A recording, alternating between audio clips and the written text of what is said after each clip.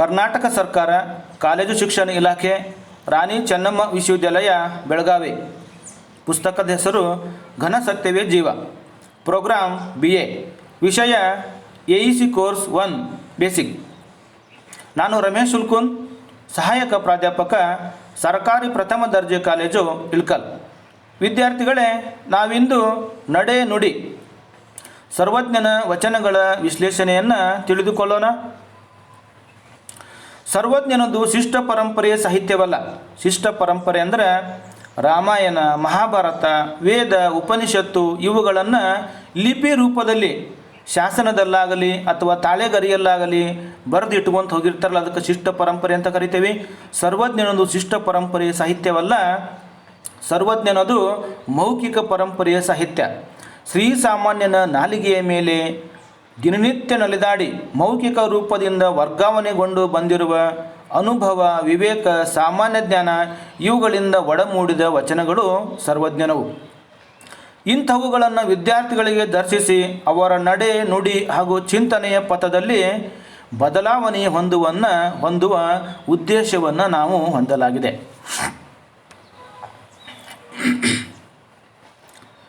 ಸರ್ವಜ್ಞನ ವಚನ ಕಲಿಕೆಯ ಫಲಿತಾಂಶಗಳು. ಕಲಿಕೆಯ ಉದ್ದೇಶಗಳೇ ಕಲಿಕೆಯ ಫಲಿತಾಂಶಗಳು ಆಗಿರುತ್ತವೆ. ಆಡು ಮುಟ್ಟದ ಸೊಪ್ಪಿಲ್ಲ, ಸರ್ವಜ್ಞ ಹೇಳದ ವಿಷಯವಿಲ್ಲ ಎನ್ನುವ ಗಾದೆ ಮಾತಿನಂತೆ ಸರ್ವಜ್ಞ ಕವಿ ವಚನದಲ್ಲಿ ನೀತಿ, ತತ್ವ, ವಿವೇಕ, ಮಿತ್ರ ಸಂಹಿತ ಮತ್ತು ಕಾಂತ್ರ ಸಂಹಿತಗಳನ್ನು ಕಾಣ್ತೇವೆ. ಇಲ್ಲೇ ಮಿತ್ರ ಸಂಹಿತ ಅಂದ್ರೆ ಗೆಳೆಯ ಇನ್ನೊಬ್ಬ ಗೆಳೆಯನಿಗೆ ತಿಳಿಸಿ ಹೇಳಿಕೊಟ್ಟಂಗೆ ಅದಕ್ಕೆ ಮಿತ್ರ ಸಂಹಿತ ಅಂತ ಕರಿತೇವೆ. ಇನ್ನೊಂದು ಕಾಂತಾ ಸಂಹಿತೆ. ಕಾಂತಾ ಸಂಹಿತೆ ಅಂದರೆ ನಲ್ಲಗ ಯಾವ ರೀತಿ ಮನಸ್ಸಿಗೆ ನೋವಾಗಲಾರ್ದ ಹಿತವಾಗಿ ಹೇಳಿಕೊಡ್ತಾಳಲ್ಲ, ಅದಕ್ಕೆ ಕಾಂತಾ ಸಂಹಿತೆ ಅಂತ ಕರಿತೀವಿ. ಸರ್ವಜ್ಞನ ವಚನದೊಳಗೆ ಇವೆರಡನ್ನು ಕೂಡ ನೀವು ನೋಡ್ತೀರಿ. ಸಮಾಜದ ಲೋಪದೋಷಗಳಾದ ಮೇಲು ಕೀಳು, ಬಡವ ಬಲ್ಲಿದ, ಉಚ್ಚ ನೀಚ ಭೇದ ಭಾವಗಳನ್ನು ಸಂಪ್ರದಾಯ, ರೂಢಿ, ಪರಂಪರೆ, ಆರಾಧನೆ, ಆಚರಣೆ, ಮೋಸ, ವಂಚನೆ, ಕಳ್ಳತನ, ಸುಳ್ಳುತನ ಮುಂತಾದ ಮನುಷ್ಯನ ಮುಖವಾಡದ ವಿಷಯಗಳನ್ನು ಸರ್ವಜ್ಞನು ವಿಮರ್ಶಿಸಿದ್ದಾನೆ. ಇದನ್ನು ತಿಳ್ಕೊಳ್ಳೋದು ಈ ಕಲಿಕೆಯ ಫಲಿತಾಂಶವಾಗಿದೆ. ಇನ್ನು ಸರ್ವಜ್ಞನ ಜೀವನ ಮತ್ತು ವಚನಗಳನ್ನು ತಿಳಿದುಕೊಳ್ಳೋದಾದರೆ, ಈ ಸರ್ವಜ್ಞ ಮೂಲತಃ ಸಂಚಾರಿ ಕವಿ. ಸಂಚಾರಿ ಕವಿ ಅಂದರೆ ಒಂದೂರಿನಿಂದ ಮತ್ತೊಂದೂರಿಗೆ ಸಂಚರಿಸುತ್ತಾ ತಾನು ಕಂಡ ವಿಷಯಗಳನ್ನು ನೇರ ನುಡಿ ಮತ್ತು ಸತ್ಯ ನುಡಿಗಳಿಂದ ತಿಳಿಸ್ತಾ ಹೋದ ವ್ಯಕ್ತಿ ಈ ಸರ್ವಜ್ಞ. ಇನ್ನು ಸರ್ವಜ್ಞ ಯೋಗಿ ಹೌದು, ತತ್ವಜ್ಞಾನಿ ಮತ್ತು ಅನುಭಾವಿ.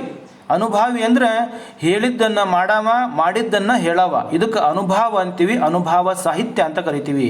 ಶರಣರ ವಚನಗಳನ್ನು ಕೂಡ ನಾವು ಅನುಭವ ಅಂತಲೇ ಕರಿತೇವೆ. ಅನುಭವ ಅಂದರೆ ನಡೆದಂತೆ ನುಡಿ, ನುಡಿದಂತೆ ನಡೆ, ಇದಕ್ಕೆ ಅನುಭವ ಅಂತ ಕರಿತೇವೆ. ಮತ್ತು ಸರ್ವಜ್ಞ ಖಂಡಿತವಾದಿ ಮತ್ತು ವಿಶಾಲ ಮನಸ್ಕ. ಸರ್ವಜ್ಞನ ಕಾಲ 16ನೇ ಶತಮಾನ. ಜನನ ಸ್ಥಳ ಹಾವೇರಿ ಜಿಲ್ಲೆಯ ಹಿರೇಕೆರೂರು ತಾಲೂಕು, ಅಂದರೆ ಈಗಿನ ರಟ್ಟಿಹಳ್ಳಿ ತಾಲೂಕಿನ ಮಾಸೂರು ಗ್ರಾಮ. ಇನ್ನು ತಂದೆ ತಾಯಿ. ಸಾಮಾನ್ಯವಾಗಿ ಸರ್ವಜ್ಞ ತನ್ನ ಆತ್ಮವನ್ನು ಪ್ರಶಂಸೆ ಮಾಡಿಕೊಳ್ತಕ್ಕಂಥ ವಚನಗಳೊಳಗೆ ಕುಂಬಾರ ಮೌಳಿ ಮತ್ತು ಬಸವರಸ ಇವರಿಬ್ಬರು ಪ್ರಣಯವನ್ನು ಕುರಿತು ಹೇಳ್ಕೊಳ್ತಾನೆ ಮತ್ತು ತಾನು ಅವರ ಶಿಷ್ಯವಂತನು ಹೇಳ್ಕೊತಾನೆ. ಆದರೆ ಇನ್ನೂ ಸಹಿತ ಅವನ ತಂದೆ ತಾಯಿಗಳ ಬಗ್ಗೆ ಖಚಿತತೆ ಇಲ್ಲ. ಇನ್ನೂ ಕೂಡ ಸಂಶೋಧನೆಗಳು ನಡೀತಾನೆ ಇದ್ದಾವೆ.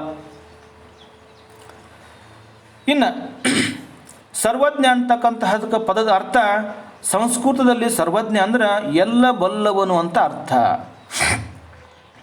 ಸರ್ವಜ್ಞನ ತನ್ನ ಜೀವನಾನುಭವದ ಚಿಂತನೆಗಳನ್ನು 3 ಸಾಲುಗಳ ಅಂಶಗಣಾನ್ವಿತ ತ್ರಿಪದಿಯಲ್ಲಿ ಬರೀತಾನೆ. ವಿದ್ಯಾರ್ಥಿಗಳೇ, ತ್ರಿಪದಿ ಅಂದರೆ 3 ಸಾಲಿನ ಪದ್ಯ. ಆ ತ್ರಿಪದಿ ಒಳಗೆ ನಮಗೆ ಅಂಶಗಣಾನ್ವಿತ ಮತ್ತು ಮಾತ್ರಾಗಣದ ಆಧಾರಿತ ತ್ರಿಪದಿಗಳು ಕಂಡು ಬರ್ತಾವೆ. ನೀವು ಬೇಸಿಕ್ ಪಠ್ಯದಲ್ಲಿ ಕಲಿತಾ ಇರೋದ್ರಿಂದ ಅದರ ವಿವರಣೆ ಹೆಚ್ಚಿನ ಅಗತ್ಯ ಇಲ್ಲ ಅನ್ಕೋತೇನೆ. ನಮಗೆ ತ್ರಿಪದಿಯ ಮೊಟ್ಟ ಮೊದಲ ಉದಾಹರಣೆ ಸಿಗೋದು ಬಾದಾಮಿಯ ಶಾಸನದಲ್ಲಿ, ಕಪ್ಪೆರ ಭಟ್ಟನ ಶಾಸನದಲ್ಲಿ. ಸಾಧುಂಗೆ ಸಾಧು, ಮಾಧುರ್ಯಂಗೆ ಮಾಧುರ್ಯ, ಬಾದಿಪ್ಪ ಕಲಿಗೆ ಕಲಿಯುಗ ವಿಪರೀತನ್ ಪೆರನಲ್ಲ. ಇಲ್ಲೇ ಕಪ್ಪೆ ಅರಭಟ್ಟ ಕನ್ನಡಿಗರ ಗುಣಗಾನವನ್ನು ಮಾಡ್ತಾ ಹೋಗ್ತಾನಲ್ಲ, ಅದೇ ಇಲ್ಲಿವರೆಗೆ ಸಿಕ್ಕಂತಹ ಮೊದಲ ತ್ರಿಪದಿ.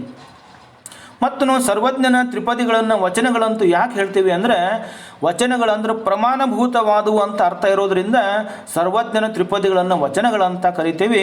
ಹಾಗೆ ಕರೆದಿರುವುದು ಸಮಂಜಸವಾಗಿ ಕೂಡ ಇದೆ.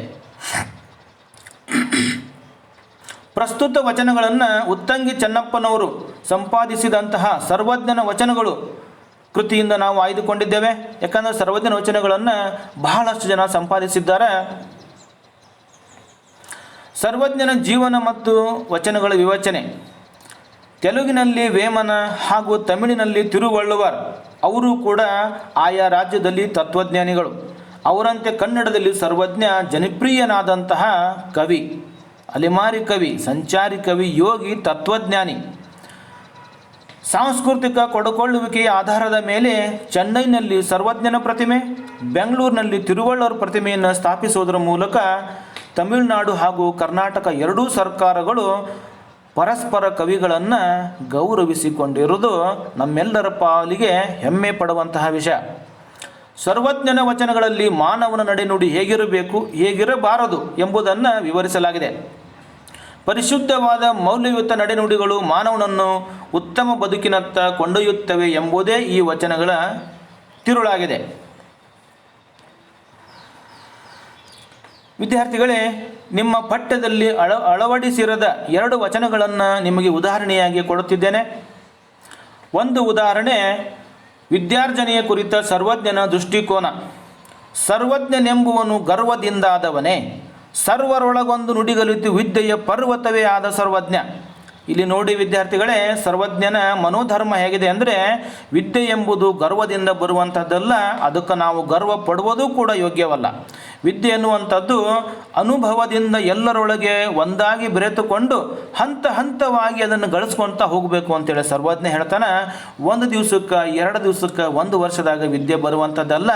ಇಲ್ಲೇ ವಿದ್ಯೆ ಜೊತೆಗೆ ಅನುಭವಕ್ಕೂ ಸಹಿತ ಪ್ರಾಧಾನ್ಯತೆಯನ್ನು ಕೊಟ್ಟಿರುವುದನ್ನು ನಾವು ಕಾಣಬಹುದು. ಇನ್ನು ಸರ್ವಜ್ಞನದು ಇನ್ನೊಂದು ವಚನ ಕೋಟ್ ಮಾಡೋಣ. ಸರ್ವಜ್ಞನದು ಕುರಿತಾದಂತಹ ಗುರು ಶಿಷ್ಯರ ಕುರಿತಾದಂಥ ದೃಷ್ಟಿಕೋನ. ಹೇಳಬಲ್ಲೆಡೆ ಗುರುವು ಕೇಳಬಲ್ಲೆಡೆ ಶಿಷ್ಯ, ಹೇಳಲು ಕೇಳಲು ಅರಿಯದ ಗುರು ಶಿಷ್ಯರ ಮೇಳವೆಂಥದ್ದು ಸರ್ವಜ್ಞ. ಎಷ್ಟು ಬ್ಯೂಟಿಫುಲ್ಲಾಗಿ ಹೇಳ್ತಾ ನೋಡ್ರಿ. ನಾವೆಲ್ಲ BEd ಕಲಿಬೇಕಾದ್ರೆ ಅಲ್ಲಿ ಸೈಕಾಲಜಿ ಅಂತೇಳಿ ಒಂದು ಸಬ್ಜೆಕ್ಟ್ ಬರ್ತೈತಿ. ಆ ಸೈಕಾಲಜಿ ಒಳಗೆ ವಿದ್ಯಾರ್ಥಿಗಳನ್ನು ನಾವು ಯಾವ ರೀತಿ ಮೋಟಿವೇಶನ್ ಮಾಡಬೇಕು, ನಾವು ಹೆಂಗೆ ಮಾದರಿಯಾಗಿರಬೇಕು, ಪ್ರತಿಯೊಂದು ವಿಷಯಗಳನ್ನು ತಿಳಿಸ್ಕೊಡ್ತಾರೆ. ಆ ಒಂದು ಸೈಕಾಲಜಿಯಾಗಿ ಇರ್ತಕ್ಕಂತಹ ವಿಷಯವನ್ನು ಸರ್ವಜ್ಞ ಕೇವಲ ಮೂರೇ ಮೂರು ತ್ರಿಪದಿಗಳೊಳಗೆ ಹೇಳಿಬಿಟ್ಟಾನ. ಅದರ ಸ್ವಲ್ಪ ಗ್ಲಾನ್ಸ್ ಆಗಿ ನೋಡೋಣ. ಶಿಷ್ಯನಲ್ಲಿ ಕುತೂಹಲ ಕೆರಳಿಸಿ ತದೇಕ ಚಿತ್ತತೆಯಿಂದ ಕೇಳುವ ಹಾಗೆ ಮಾಡಿ ಕಲಿಸುವನೇ ನಿಜವಾದ ಗುರು. ಇನ್ನು ಗುರುಗಳು ಹೇಳುವುದನ್ನು ವಿನಯಭಾವದಿಂದ ತನ್ಮಯತೆಯಿಂದ ಕುಳಿತುಕೊಂಡು ಕೇಳಲಿಕ್ಕೆ ಬರ್ತಿದ್ರೆ ಅವ ಶಿಷ್ಯ ಅನಿಸ್ಕೊಂತಾನೆ. ಇವರಿಬ್ಬರ ನಡುವೆ ಹೊಂದಾಣಿಕೆ ಇರ್ದಿದ್ರೆ ಅದು ಎದಕ್ಕೂ ಬೇಡ ನೋಡು ಅಂಥೇಳಿ ಸರ್ವಜ್ಞ ಹೇಳ್ತಾನೆ. ಅವನು ಅದೇ ತಾತ್ಪರ್ಯ. ಇಲ್ಲೇ ಅಪಾಯಿಂಟ್ಮೆಂಟ್ ಆಗಿ ವಿದ್ಯಾಸಂಸ್ಥೆಗಳೊಳಗೆ ನಾವು ಕಲಿಸ್ಲಿಕ್ಕೆ ಹೋದರೆ ನಾವೆಲ್ಲರೂ ಗುರುಗಳಲ್ಲ, ನಾವು ಶಿಕ್ಷಕರು. ಇನ್ನು ಅಡ್ಮಿಷನ್ ಮಾಡಿಸಿದವರೆಲ್ಲರೂ ಸಹಿತ ಶಿಷ್ಯರಲ್ಲ, ಅವರೆಲ್ಲರೂ ವಿದ್ಯಾರ್ಥಿಗಳು. ಗುರು ಅನಿಸ್ಕೊಳ್ಳಿಕ್ಕೆ, ಶಿಷ್ಯರ ಅನಿಸ್ಕೊಳ್ಳಿಕ್ಕೆ ಏನೇನು ಕ್ವಾಲಿಟಿ ಇರಬೇಕಂತ ಹೇಳಿ ಸರ್ವಜ್ಞ ಹೇಳ್ತಾನೆ. ಭಾಳ ಬ್ಯೂಟಿಫುಲ್ ಕೊಟೇಶನ್ ಒಂದದು. ಗುರು ಶಿಷ್ಯರು ವಿದ್ಯಾಸಂಸ್ಥೆಗಳೊಳಗೆ ಅಷ್ಟೇ ಇರಬೇಕಂತೇನಿಲ್ಲ. ಅದು ಇನ್ನಿತರ ಬೇರೆ ನೆಲೆಗಳೊಳಗೆ ಗುರು ಶಿಷ್ಯರ ಸಂಬಂಧ ಎಲ್ಲಿ ಬೇಕಾದರೂ ಏರ್ಪಡಬಹುದು. ಇದನ್ನು ವಿದ್ಯಾರ್ಥಿಗಳು ಗಮನಿಸಬೇಕು. ಇನ್ನು ಪ್ರಸ್ತುತ ವಚನಗಳಿರುವ ಸಾರಾಂಶ ಕಡೆ ನೋಡೋಣ. ಅಂದ್ರೆ ನಿಮ್ಮ ಪಠ್ಯದಲ್ಲಿ ಇರ್ತಕ್ಕಂಥ ವಚನಗಳ ಸಾರಾಂಶ. ಮಾನವನ ನಡೆನುಡಿಯಲ್ಲಿ ಭಿನ್ನತೆ ಇದ್ದರೆ ಕೈಯಲ್ಲಿ ಹಿಡಿದ ಲಿಂಗವು ಘಟಸರ್ಪವಾಗಿ ಕಚ್ಚುವುದು, ನಡೆವ ಭೂಮಿ ಸುಡುವ ಅಗ್ನಿ, ಒಂದೇ ಆಗಿದ್ದರೂ ಜಾತಿ ಭೇದದ ಸಣ್ಣತನ, ಸಾಲ ತೆಗೆದುಕೊಳ್ಳುವಾಗಿನ ಹಾಗೂ ಕೊಡುವಾಗಿನ ಮನಸ್ಥಿತಿ, ಹಣ ಅಧಿಕಾರ ಇರುವ ತನಕ ಮಾತ್ರ ಮನುಷ್ಯನಿಗೆ ಸಮಾಜದಲ್ಲಿ ಗೌರವ, ಇವುಗಳಲ್ಲಿ ಸರ್ವಜ್ಞನ ಹರಿತವಾದ ವ್ಯಂಗ್ಯ ನೇರ ನಿಷ್ಠುರ ನುಡಿಗಳು ಕಂಡು ಬರ್ತಾವ. ಈಗ ಮುಂದಿನಕ್ಕೆ ಹೋಗೋಣ. ಈಗ ಸರ್ವಜ್ಞನ ವಚನಗಳನ್ನು ವಿಶ್ಲೇಷಣೆ ಮಾಡ್ತಾ ಹೋಗೋಣ. ಒಂದೇ ವಚನ ಒಂದು. ನುಡಿಯಲ್ಲಿ ಎಚ್ಚೆತ್ತು ನಡೆಯಲ್ಲಿ ತಪ್ಪಿದಡಿ ಹಿಡಿದಿರ್ಪ ಲಿಂಗ ಹೊಡೆಮರಳಿ ಕಚ್ಚುವ ಹೆಡನಾಗ ನೋಡ ಸರ್ವಜ್ಞ. ನೋಡ್ರಿ, ಸರ್ವಜ್ಞನ ವಚನಗಳು ಪ್ರಾಸಬದ್ಧವಾಗಿದ್ದಾವ ಮತ್ತು ನೆನಪಿಟ್ಟುಕೊಳ್ಳಲಿಕ್ಕೆ ಅವು ಈಸಿ ಆಗಿರ್ಬೇಕು. ಹಂಗೆ ಬರ್ದಾನ, ಪ್ರಾಸಬದ್ಧವಾಗಿ ಅದಾವ ಸರ್ವಜ್ಞನ ವಚನಗಳು. ಮತ್ತು ಅದರೊಳಗೆ ವಿವೇಕ ಜ್ಞಾನಗಳನ್ನು ತುಂಬಿಕೊಂಡವ. ಅದನ್ನು ಅಬ್ಸರ್ವ್ ಮಾಡ್ಬೇಕು ನಾವಿಲ್ಲಿ. ನುಡಿದಂತೆ ನಡೆ ನಡೆದಂತೆ ನುಡಿ ಎನ್ನುವ ಅನುಭವದ ಧ್ವನಿ ವಚನದಲ್ಲಿ ಅಡಗಿದೆ. ಬಂತು ನೋಡ್ರಿ ಇಲ್ಲಿ ಅನುಭವ. ಸುಮ್ಮನೆ ಆಶ್ವಾಸನೆಗಳನ್ನು ಕೊಟ್ಟು ಮಾತಿನಂತೆ ನಡೆಯದೇ ಹೋದರೆ ನಾವು ಅಂಗೈಯಲ್ಲಿಟ್ಟುಕೊಂಡು ಪೂಜಿಸುವ ಲಿಂಗವೇ ನಮಗೆ ಹೊಡೆಮರಳಿ ನಾಗರ ಹಾವಾಗಿ ಕಚ್ಚುತ್ತದೆ ಅಂಥೇಳಿ ಸರ್ವಜ್ಞ ಹೇಳ್ತಾನೆ. ಅದರ ಅರ್ಥ ಆ ಭಗವಂತನಿಗೂ ನಿಮ್ಮ ಡಾಂಬಿಕ ಭಕ್ತಿ ಉಪಯೋಗ ಇಲ್ಲ. ನೀವು ಭಕ್ತಿ ಮಾಡಿರಿ, ಬೇಡ ಅನ್ನಂಗಿಲ್ಲ, ಆದ್ರೆ ನಡೆದಂಗೆ ನುಡಿರಿ, ನುಡಿದಂಗೆ ನಡೀರಿ ಅಂತ ಹೇಳ್ತಾನೆ. ಒಂದಕ್ಕೊಂದು ವ್ಯತ್ಯಾಸ ಇದ್ರೆ ಆ ಭಗವಂತನಿಗೂ ಒಪ್ಪಿಗೆ ಇಲ್ಲ ನೋಡ್ರಿ ಅಂಥೇಳಿ ಸರ್ವಜ್ಞ ಹೇಳ್ತಾನೆ. ಮತ್ತೆ ಹೇಳ್ತಾನೆ, ನಡೆಯುವುದೊಂದೇ ಭೂಮಿ, ಕುಡಿಯುವುದೊಂದೇ ನೀರು, ಸುಡುವಗ್ನಿ ಒಂದೇ ಇರುತ್ತಿರಲಿ, ಕುಲಗೋತ್ರ ನಡುವೆ ಎತ್ತನದು ಸರ್ವಜ್ಞ. ಮತ್ತೆ ಹೇಳ್ತಾನೆ ಸರ್ವಜ್ಞ, ಎಲ್ಲ ಮಾನವರು ಬದುಕಿ ಬಾಳಿ ನಡೆದಾಡುವುದು ಇದೇ ಒಂದ ಭೂಮಿ ಮ್ಯಾಗ. ಜೀವ ಮತ್ತು ಜೀವನಕ್ಕೆ ಅತ್ಯಗತ್ಯವಾದಂತಹ ನೀರು ಸಿಗುವ ಮೂಲ ಇದೇ ಒಂದೇ. ಮಾನವ ಬದುಕಿನ ನಿಶ್ಚಯವಾದ ಅಂತ್ಯ ಸಾವು. ಹುಟ್ಟು ಆಕಸ್ಮಿಕ ಆದರೆ ಸಾವು ಮಾತ್ರ ನಿಶ್ಚಿತ. ಸಾವಿನ ನಂತರದಲ್ಲಿ ಸ್ಮಶಾನದಲ್ಲಿ ಸುಡುವ ಭೂಮಿ, ಅದು ಆ ಸುಡುವ ಬೆಂಕಿ, ಹೂಡುವ ಭೂಮಿ ಇರ್ಬೋದು, ಸುಡುವ ಬೆಂಕಿ ಇರ್ಬೋದು, ಅದು ಕೂಡ ಒಂದೇ ಆಗಿದೆ. ಹೀಗಿರುವಾಗ ಮಾನವ ಬದುಕಿನ ಸಂಕುಚಿತ ಮನೋಭಾವದ ಜಾತಿ ವ್ಯವಸ್ಥೆ ಸಮಂಜಸ ಐತೇನು ಅಂತ ಹೇಳಿ ಪ್ರಶ್ನೆ ಮಾಡ್ತಿದ್ದಾನೆ ಸರ್ವಜ್ಞ. ಮತ್ತೆ ಹೇಳ್ತಾನೆ, ಕಣ್ಣು ನಾಲೆಗೆ ಮನವು ತಣ್ಣದೆಂದೆನ ಬೇಡ, ಅನ್ಯರು ಕೊಂದರೆನ ಬೇಡ, ಇವು ಮೂರು ತನ್ನ ಕೊಲ್ಲುವವು ಸರ್ವಜ್ಞ. ಮತ್ತೆ ಹೇಳ್ತಾನೆ ಸರ್ವಜ್ಞ, ಕಣ್ಣು ನಾಲ್ಗಿ ಮನಸ್ಸು ಸೇರಿದಂಗೆ ಪಂಚೇಂದ್ರಿಯಗಳು ಅವು ನಮ್ಮ ವಶದೊಳಗಿದ್ರಷ್ಟ ನಮ್ಮವಾಗಿರ್ತಾವ.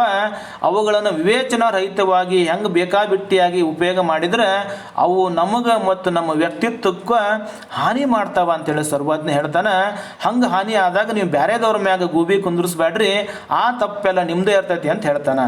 ಇಲ್ಲಿ ತಾತ್ಪರ್ಯ ಇಷ್ಟ, ವಿಷಯ ಲಂಪಟತನ ಅಂದ್ರೆ ಅರಿಷಡ್ ವರ್ಗಗಳಂತ ನಾವೇನು ಹೇಳ್ತೀವಿ ಅವ್ನು ಹೆಂಗೆ ಬೇಕಂಗೆ ಯೂಸ್ ಮಾಡಬೇಡ್ರಿ ಅಂತ ಹೇಳ್ತಾನೆ. ಪಂಚೇಂದ್ರಿಯಗಳನ್ನು ನೀವು ಕರೆಕ್ಟಾಗಿ ಇಟ್ಕೋರಿ ಅಂತ ಹೇಳ್ತಾನೆ.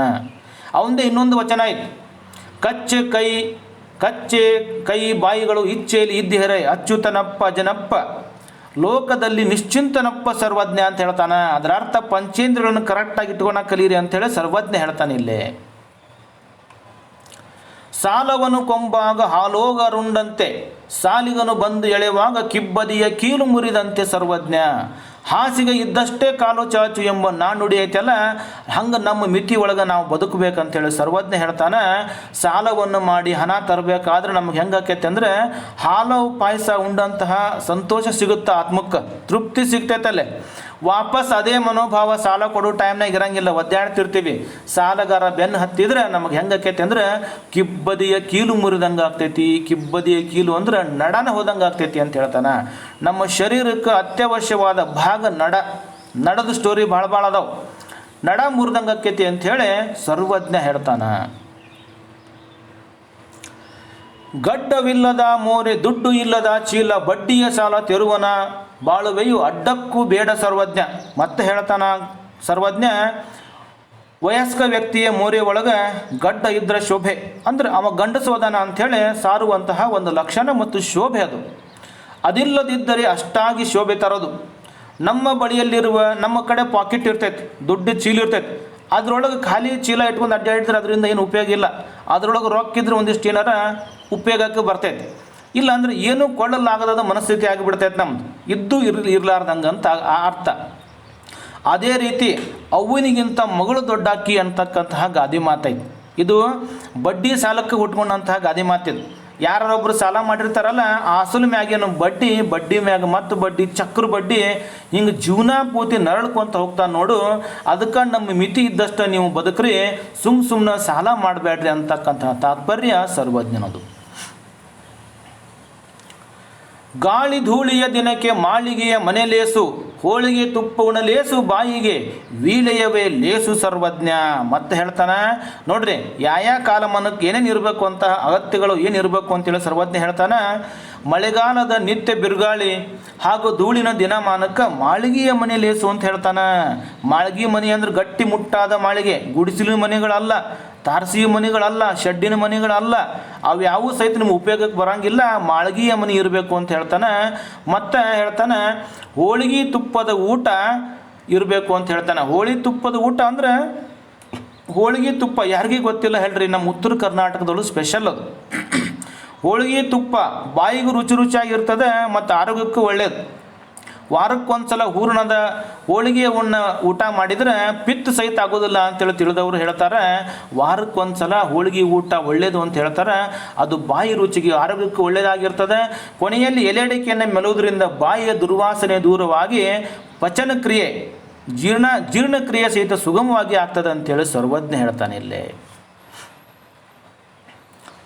ದನಕನಕ ಉಳ್ಳನಕ ದಿನಕರನಂತಕ್ಕೂ ದನಕನಕ ಹೋದ ಮರುದಿನ ಹಾಳೂರ ಶುನಕನಂತಕ್ಕೂ ಸರ್ವಜ್ಞ ಹೇಳ್ತಾ ನೋಡ್ರಿ, ಮನುಷ್ಯನ ಹತ್ರ ಧನ ಕನಕ ಹಣ ಐಶ್ವರ್ಯ ಒಡವೆ ಏನೋ ಇರಲಿ, ಅದು ಭೂಮಿ ಇರಬಹುದು, ಯಾವುದೇ ರೀತಿಯಿಂದ ಇರತಕ್ಕಂತಹ ಐಶ್ವರ್ಯ ಅದು ಇರುವಷ್ಟರ ಮಟ್ಟಿಗೆ ದಿನಕರ ಅಂದ್ರೆ ಸೂರ್ಯ ಹೆಂಗೆ ಡೈಲಿ ನಮ್ಗೆ ಬೇಕಾದವನೇ ಇರ್ತಾನೆ, ಅವ್ನು ಬಿಸಿಲು ಬೇಕಲ್ಲ ನಮಗೆ, ಹಂಗೆ ಪ್ರತಿದಿನ ಬೇಕಾದವ್ರಂತ ಅನಿಸ್ಕೊಳ್ತೇವೆ.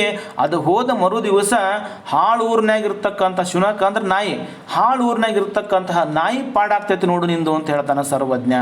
ನಾಯಿ ಪಾಡ ಅಂದ್ರೆ ನಿರ್ಲಕ್ಷ್ಯದಲ್ಲಿ ನಿರ್ಲಕ್ಷ್ಯ, ಮೊದಲೇ ಹಾಳು ಊರೋದು, ಅದ್ರಾಗಿರ್ತಕ್ಕಂಥ ನಾಯಿ ಅಂದ್ರೆ ನಿರ್ಲಕ್ಷ್ಯದಲ್ಲಿ ನಿರ್ಲಕ್ಷ್ಯ, ಸಂಪತ್ತು ಹೋದ ಮರು ದಿವಸ. ಅದಕ್ಕೆ ಹೇಳ್ತಾನೆ ಸಂಪತ್ತು ಇರಲಿ, ಆದ್ರೆ ಅದ್ರ ಜೊತೆಗೆ ಮನುಷ್ಯನ ಹತ್ರ ಗುಣಗಳು ಇರಬೇಕಂತ ಸರ್ವಜ್ಞ ಹೇಳ್ತಾನೆ. ಗುಣಕ್ಕೆ ಭಾಳ ವ್ಯಾಲ್ಯೂ ಐತಿ, ಅವನು ಯಾರು ಕಸ್ಕೊಳಕ್ಕೆ ಬರಂಗಿಲ್ಲ ಅಂತ ತಾತ್ಪರ್ಯ ಇದಷ್ಟ. ವಿದ್ಯಾರ್ಥಿಗಳೇ, ಮುಂದಿನ ವಚನಗಳ ವಿಶ್ಲೇಷಣೆನ 2ನೇ ಭಾಗದಲ್ಲಿ ನೋಡೋಣ. ಈ ಪಠ್ಯಕ್ಕೆ ನೆರವು ಪಡೆದಂಥ ಗ್ರಂಥಗಳು ಸರ್ವಜ್ಞ ಸಾಹಿತ್ಯದ ಕುರಿತ ಅಧ್ಯಯನಗಳು, ಸಂಪಾದನೆ ವೀರೇಶ್ ಬಡಿಗೇರ್. ಸರ್ವಜ್ಞನ ತ್ರಿಪದಿಗಳು ಅನುಸಂಧಾನ ನೆಲೆಗಳು, ಡಾಕ್ಟರ್ ಅಮರೇಶ್ ನುಗುಡೋನಿ. ಸರ್ವಜ್ಞನ ವಚನಗಳು, ಸಂಪಾದನೆ ಎಲ್ ಬಸವರಾಜು.